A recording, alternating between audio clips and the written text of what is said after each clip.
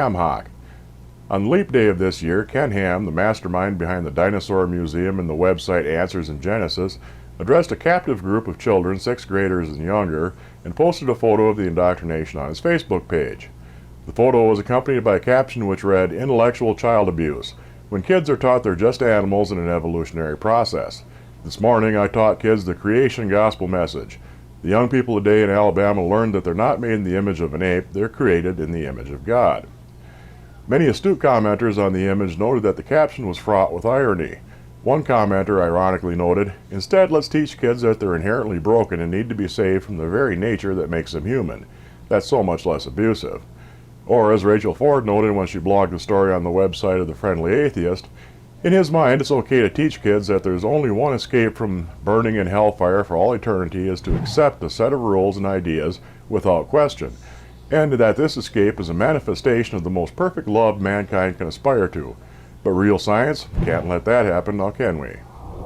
Pell Mêle. Vatican Finance Chief Cardinal George Pell served as Archbishop of Melbourne and later as Archbishop of Sydney in the late 90s and early in this century. He is currently the senior Catholic official from Australia, though he now resides in Rome. However, during the 1970s and 80s, he was a priest serving in the Australian parishes of the Ballarat Diocese, a time during which it is now known said diocese had several active pedophile priests. One of the worst offenders from the period was Father Gerald Ridsdale, who committed over 130 offenses against young men, including his own nephew, David Ridsdale, who claims to have come to Pell in the early 90s seeking action against his uncle.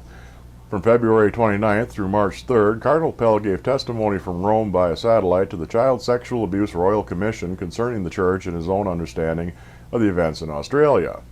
During most of his testimony, Pell gave vague conciliatory comments on behalf of the Vatican and denied any direct knowledge of specific charges involving his fellow priests.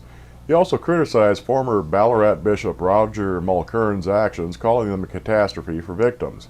However, on the fourth and final day of testimony, and after a total of 19 hours of questioning, Pell admitted to have done nothing after David Ridsdale came to him in 1993 with a story of his uncle's former abusive behavior.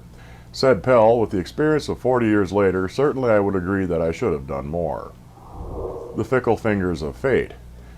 On January 5th, PLOS ONE, the Journal of the Public Library of Science, a peer-reviewed research which purports to be a non-profit publisher and advocacy organization founded to accelerate progress in science and medicine by leading a transformation in research communication, issued an article entitled "Biomechanical Characteristics of Hand Coordination and Grasping Activities of Daily Living."